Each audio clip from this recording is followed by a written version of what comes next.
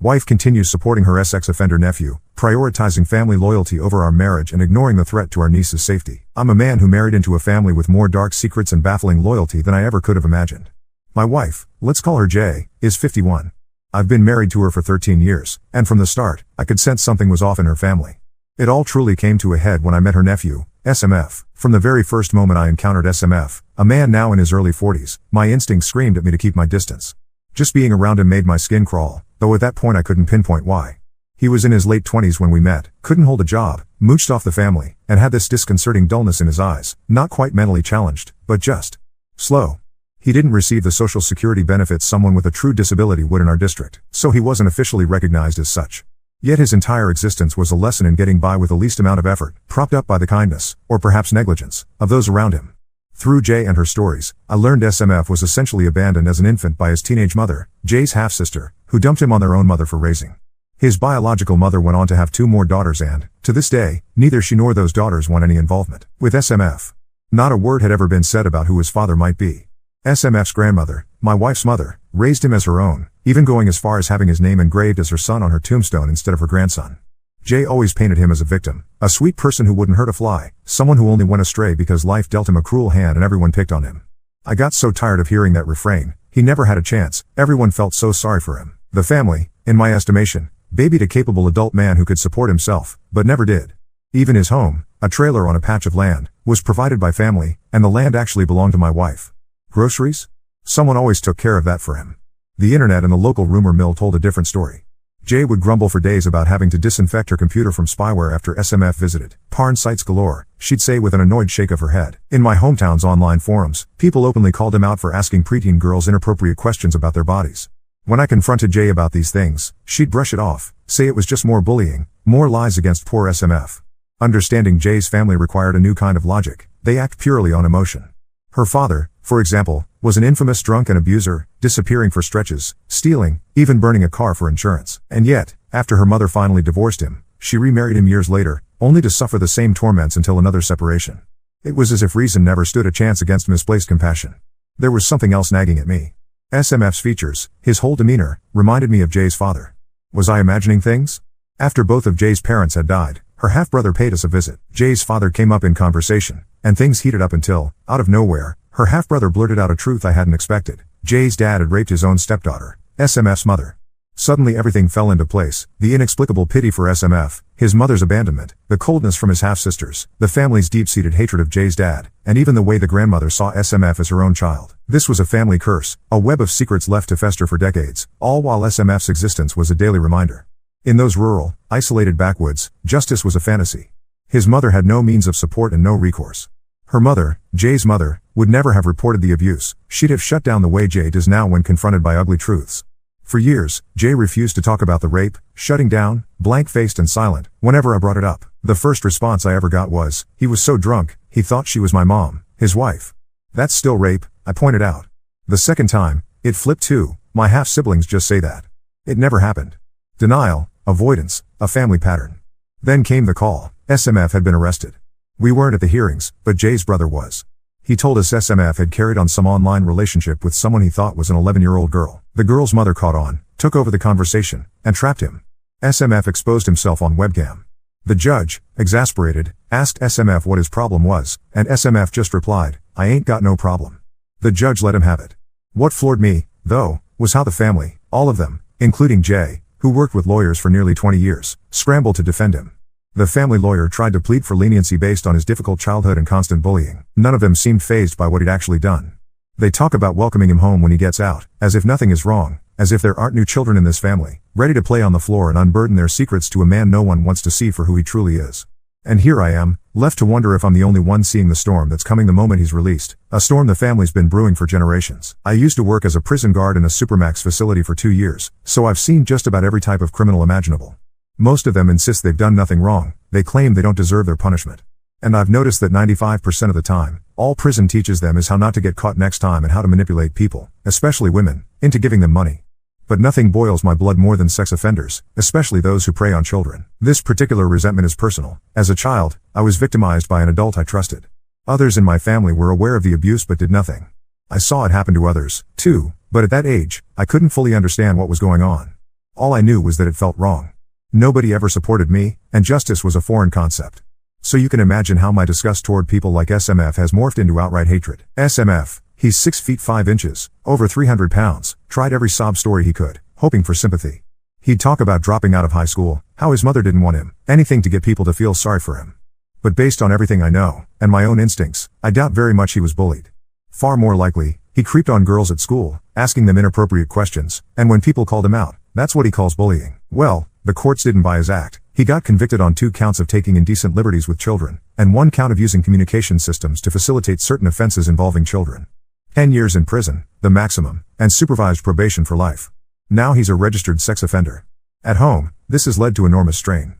My wife, his aunt, started sending SMF money at his request. He claimed he needed it for special shoes. I knew right away this was a lie. Everything an inmate needs is provided: 3 meals a day, clothing, shelter, even medical, dental, and optometry care. If they really need something special, they're issued it. More likely, he just wanted cash to make prison life cushier, and I knew from inside that inmates make a game out of how many women they can manipulate into sending them money. She sent it anyway. I later discovered she was regularly sending him money. I insisted she stop. When I asked why she kept sending it, she said he needed it for calls, that it might make his sentence a little easier, or go towards restitution. She kept repeating that her mother would have wanted her to do this. My frustration exploded. I reminded her about my own history, that I'd been victimized as a child, and asked how she could justify supporting a child predator. She fell silent, shut down, but I was too angry to stop. I told her SMF has a mother and 2 half-sisters. His own family should be dealing with this, not her. Paying restitution is his responsibility. Helping with it sends the message that what he did isn't really wrong. I laid it out. If we'd had a daughter, and someone like SMF had done the same things, would she feel sorry for him? Would she want to help him? Or would she want his head on a stick? By comforting SMF now, she was ignoring the reality of his crimes. She argued the judge was just trying to make an example of SMF with the maximum sentence. I simply told her, the judge sees these cases every day. He gave the max because he believes that without close supervision, SMF would do it again. I pointed out that people who get caught are rarely first-timers. He's likely done worse before, but finally got caught this time. I asked her, what if that little girl had lived closer? What if he'd actually gotten to her? Is it so far-fetched to think he might have assaulted her? Both my wife and I hold classified clearances for our jobs. So, not only is she putting her clearance at risk by supporting a felon, a sex offender, a child predator, but she's putting mine on the line, too. What happens if an investigator sees money transfers to a prison account? What does that say about her judgment, about her ability to keep our lives secure? And if I claim I didn't know, it looks like I'm not aware of our finances, that I have no grip on what's happening in my own house. Either way, it's bad. She finally agreed to stop sending money, but I suspect she did it just to shut me up, not because she really saw my point. She made me promise to stop talking badly about him, but I'd never said anything about him that wasn't verifiably true. I told her I didn't want his name spoken around me. I also reminded her he still had the means to contact her. Prisoners get a few free calls a month, and he sent letters before. If she mattered to him, he'd find a way to talk to her. I reminded her how, when we got married, SMF didn't even bother attending because he wanted to watch TV. That should show her just how important his family really is to him. After she finally cut him off, the call stopped. He never wrote again. She hasn't given him a cent since 2019. But recently, my wife's niece told her that SMF reached out through a messaging site for prisoners, JPay.com. She hasn't read the message. I still can't believe someone with his charges can use the internet, but apparently, he can. My wife was never able to have children, a sore subject for her. I believe SMF tries to exploit that, preying on her guilt or emotions, trying to create a surrogate mother-son relationship so she won't abandon him. She swears he's manipulative, but insists he doesn't mean to be, that he isn't trying to control anyone. I told her it doesn't matter if it's intentional or not. She's always said she can't cut people out of her life, but I told her, when someone brings more negativity than anything else, for your own good, you must let them go. He damages her, damages me, damages our marriage, and this is never going to get better. She told me I can't dictate who she has in her life, and I asked why she'd even want someone like SMF in it, knowing the truth. She said she just couldn't turn her back on him and cut him out. I told her that the best thing he ever did for her was leave her alone. All I want at this point is for him to stay in prison for the rest of his life. I told my wife, even if he came out a brain surgeon, nobody would want to hire a child predator. He'll limp through the rest of his miserable life, leeching sympathy and charity from the family, just like he always has, and I absolutely cannot stomach her giving him a shred of support. Then she told me, once he's released, she intends to visit him. At first, I tried reason. I told her I refused to be under the same roof as him. Then I grew more desperate and said I would never let her be alone with him. The man she knew before he went in is not the same one coming out. He'll return as a convicted felon, a registered sex offender, and a documented child predator. It baffles me to see any of them blinded by love or obligation, but it's like he holds some dark sway over her, mind or heart, something I can't break through, no matter how hard I try. And it isn't just my wife. Her brother and his family act the same way, ready to welcome him home with open arms, acting like nothing ever happened. Since he went to prison, 2 girls have been born into the family, and another is on the way. I wouldn't be the least bit surprised if, someday, they let him babysit. 2 of them will be in puberty by then, making the situation deeply troubling. I know how insane this sounds, but honestly, I'd be far more shocked if they didn't leave him alone with them. I can almost hear it now. Oh, SMF loves kids, he'd never hurt them. The thought makes me sick to my stomach. One time, I asked my wife how SMF even has a trailer if he's never able to keep a job. She told me the trailer belonged to her brother, and the land it sits on belonged to her. I have no clue whose name is on the deed or title for any of it. Then, one day my wife told me she needed to talk to me about something important. Apparently, SMF hadn't paid the taxes on the land or trailer in ages, and now that he's behind bars, the property was at risk of being seized for back taxes. I told her straight up, I am not comfortable paying taxes on property SMF had been living in, and would again, for free. I told her I wanted absolutely zero ties to SMF, least of all legal or financial ones. She's often said she inherited the land and had no use for it, so I asked, why not sell it? Why are we paying for something we don't need? She claims she eventually gifted the property to her brother who owned the trailer, but I've never seen a lick of documentation or proof. No tax bill, no assessment, nothing. When I gifted a property I inherited to my own brother, we had to go to a lawyer, sign paperwork, do it all proper and legal. Maybe the land wasn't officially deeded to her. Maybe she was just the one stuck with the tax bills. For all I know, it was never hers to begin with. SMF gets out in 2 years. After 10 years of prison, he's going to want 2 things, to get drunk and to get off, and I know he won't care how. Those 3 kids born since he went away will be strangers to him. He won't see them as family. I truly believe they are in grave danger, but no one else seems willing to take the threat seriously or even consider it. The whole family is big on hunting, and I'm sure they'll take him with them as soon as he's free. I've actually considered trying to get a photo of him holding a gun and sending it to his parole officer. I'm guessing his probation will keep him away from kids and internet access, but I guarantee my wife's family will hand him a laptop and a cell phone as soon as he's out. So here's my dilemma. First and foremost, I want to protect these kids from him. Second, I desperately want my wife to understand why she needs to cut him off completely and finally go no contact. And above all, I want him out of our lives forever. Update 1. It's been 6 months since my last post, and I honestly didn't think I'd be back here. But life has a way of throwing curveballs when you least expect them, and this one nearly took my head off. SMF was supposed to serve his full 10 years. That was the only thing keeping me sane, knowing we had time before this nightmare resurfaced. Well, apparently good behavior and some prison program knocked 3 years off his sentence. Jay got the call 2 weeks ago. He's being released in 4 months. The phone call happened while I was at work. When I came home, Jay was sitting at the kitchen table with this strange look on her face, not quite guilty, not quite defiant, but something in between. She told me about the early release, and I felt that familiar rage building up in my chest. But before I could even process that bombshell, she dropped another one. I've been talking to him, she said quietly. For the past year. I just stared at her. What do you mean, talking to him? Turns out, she'd been using that JPay messaging system I mentioned before. Not just reading his messages, actively communicating with him, sending him messages, photos of family gatherings, updates about everyone's lives. She'd been living a double life for over a year, and I had no clue.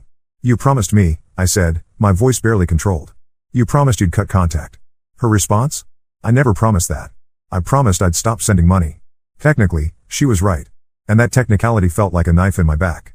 She'd been playing word games while I thought we were on the same page about protecting our family, protecting our marriage. But that wasn't even the worst part. The worst part was what she told me next. He knows about your history, she said, not meeting my eyes. My blood went cold. What history? About what happened to you as a child. I told him you'd been abused, and that's why you're so hard on him. I've never come closer to walking out of a marriage in my life. She had taken the most painful, private part of my past, something I'd shared with her in confidence during our most intimate moments, and weaponized it to gain sympathy for a child predator. She'd thrown my trauma under the bus to make excuses for his crimes. I couldn't even speak. I grabbed my keys and drove around for 3 hours, just trying to process the betrayal. When I came back, she was crying, but I was past the point of caring about her tears. How could you? Was all I managed to say. She tried to explain that she thought if SMF understood why I was so angry, maybe he'd understand it wasn't personal. That maybe we could all find a way to coexist when he got out. Coexist? I couldn't believe what I was hearing. Jay, he's a convicted child predator. There is no coexisting. That's when she finally admitted what I'd suspected all along. She'd never truly believed he was guilty. Deep down, she still saw him as that abandoned little boy everyone picked on. She'd convinced herself the charges were overblown, that he was just confused or lonely, and that prison had probably fixed whatever was wrong with him. The next few days were hell. We barely spoke, and when we did, it was like we were speaking different languages. She kept saying I was being unreasonable and holding grudges. I kept trying to explain that child safety wasn't about grudges, it was about reality. Then, last Friday, her niece called. The one with the 2 little girls I mentioned before. Apparently, Jay had been talking to her about SMF's release, and had suggested that maybe it was time for the family to give him a fresh start. Her niece was horrified. She told Jay in no uncertain terms that SMF would never be welcome around her children, and if Jay couldn't understand why, then maybe Jay shouldn't be around them either. That call shook Jay more than anything I'd said. The possibility of losing access to those little girls, the closest thing she has to children of her own, finally made her realize the choice she was facing. But instead of choosing the kids' safety, she's chosen to be angry at everyone who's forcing her to pick sides. She's angry at her niece for threatening her. She's angry at me for not supporting her. And somehow, she's not angry at SMF, the person who created this entire mess by committing crimes against children. We're sleeping in separate rooms now. She's been researching apartments, claiming she needs space to think. Part of me wonders if she's planning to move closer to wherever SMF ends up living. I called a lawyer yesterday. Not to file for divorce, not yet, but to understand my options. I also want to know if there's any way to legally protect those kids in the family, though I suspect there isn't much I can do. The lawyer told me something interesting, though. If Jay does leave and ends up financially supporting SMF again, and if our names are still on any joint accounts or property, I could potentially be considered complicit. My security clearance could be at risk just by staying married to her. I never thought it would come to this. 13 years of marriage, and it might all come down to whether my wife chooses a child predator over everyone else in her life, including me. SMF gets out in 4 months. Jay keeps talking about him like he's coming home from college, not prison. And me? I'm starting to think the only way to protect myself and those kids is to make sure I'm as far away from this family disaster as possible when he walks free. The worst part is, I still love her. But I'm finally understanding that sometimes love isn't enough. Sometimes the person you love makes choices that are so fundamentally wrong, so dangerous, that staying becomes a betrayal of your own values. I just never thought my wife would be that person. Update 2. I didn't expect to be back here so soon, but the last 3 weeks have been a complete nightmare that I'm still trying to wrap my head around. SMF got out 2 weeks early, apparently some paperwork mix-up that worked in his favor. Jay found out the same day I did, when her brother called in a panic because SMF had already shown up at the trailer. But that's not even the bombshell. The morning after SMF's release, Jay was acting strange, more nervous than I'd seen her since this whole mess started. She kept checking her phone, jumping every time it buzzed. When I asked what was wrong, she claimed she was just worried about how SMF was adjusting. Then her phone rang. It was her niece, the one with the 2 little girls. She was screaming, crying, barely coherent. At first, I thought something had happened to one of the kids. But as Jay's face went white, I realized it was worse. He was here, her niece kept repeating. He came to the house. He knew where I lived. SMF had driven straight from the trailer to her niece's house the night he got out, just showed up at 9 p.m., claiming he wanted to meet his new family members. Her niece's husband answered the door and immediately told him to leave.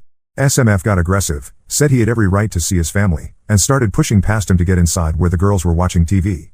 Her husband had to physically shove SMF off the porch and threatened to call the cops before he finally left, but not before SMF made it clear he knew their schedules, when the girls got home from school, when her husband worked late, when she was usually alone with the kids. Her niece was terrified. But what she said next made my blood run cold. Aunt Jay, how did he know where we live? We moved here after he went to prison. He's never been to this house. The silence on Jay's end said everything. You told him, her niece whispered. You gave him our address. Jay tried to deny it, but her niece wasn't having it. Through the JPay messages, Jay had been sending SMF photos from family gatherings at her niece's house. Photos where the house number was visible. Photos of the girls playing in a yard that SMF could easily recognize when he drove through town. Her niece hung up, but not before saying something that I know will haunt Jay forever. I trusted you with my children's safety, and you handed it over to a predator. Don't ever contact us again. That's when Jay finally broke down completely. Not because of what SMF had done, but because she realized she'd lost those little girls forever. The closest thing she'd ever have to grandchildren, gone because of choices she made. But it gets worse. 2 days later, Jay's brother called. SMF had violated his parole within 48 hours of release by going to that house. Sex offenders aren't allowed within 500 feet of anywhere children regularly spend time. But here's the kicker, SMF told his parole officer that Jay had assured him the family wanted to see him, that she'd been planning his welcome home visits for months. Jay's brother was furious. The whole family was now under scrutiny from parole officers and social services. And SMF? He blamed everyone but himself, claiming Jay had set him up by giving him wrong information. The manipulative bastard had played her perfectly. He'd gotten exactly what he wanted from her, information, access, someone to blame when it all went sideways. That night, Jay came to me crying, finally ready to admit she'd been completely wrong about everything. She begged me to forgive her, said she understood now why I'd been so afraid. She promised she'd never contact SMF again, that she'd choose our marriage over him. I wanted to believe her. God, I wanted to believe her so badly. But then I made a mistake. I decided to trust her one more time. Yesterday morning, I was getting ready for work when her phone buzzed on the nightstand. The screen lit up with a notification from JPay. A new message from SMF. She was in the shower. I know I shouldn't have, but I looked. The message was short. Baby, I'm sorry. I messed up. I need you now more than ever. Please don't abandon me like everyone else. Baby. He called my wife baby. When she got out of the shower, I confronted her about it. She swore she hadn't responded to any messages since his release, that she'd been ignoring them. But when I asked her to show me her JPay account, she hesitated. Show me, I said again. She finally logged in, and my worst fears were confirmed. Pages and pages of messages between them, going back over a year. And the tone. It wasn't aunt to nephew. It was intimate. Emotional. Like she was talking to a boyfriend, not a family member. Messages where she called him sweet boy and my poor baby. Messages where she told him how much she missed him, how empty her life felt without him. Messages where SMF called her beautiful and told her she was the only one who truly understood him. I felt sick reading them. My wife had been having what could only be described as an emotional affair with a convicted child predator. And she'd been doing it for over a year, right under my nose. It's not what you think, she kept saying, but I'd read enough to know exactly what it was. I'm staying at a hotel now. Filed for divorce this morning. My lawyer says the JPay messages are enough to show she's been supporting a felon in violation of his parole terms, which could cost me my clearance if I stay married to her. But honestly, the clearance is the least of my concerns. I keep thinking about those little girls, how close they came to being alone with SMF because my wife fed him information. I think about how she threw my childhood trauma under the bus to manipulate sympathy for him. I think about how she chose him over our marriage, over the safety of children, over basic human decency. SMF is back in custody now, violated parole and awaiting a hearing that will probably send him back for the remainder of his original sentence. Jay's family has completely cut her off.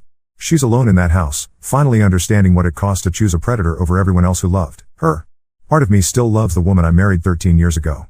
But that woman died somewhere along the way, replaced by someone I don't recognize, someone who could look at a child predator and see a victim, someone who could betray her own family's safety for a man who never deserved her loyalty. I'm done trying to save her from herself. Some people can't be saved, and some choices can't be forgiven. This is both.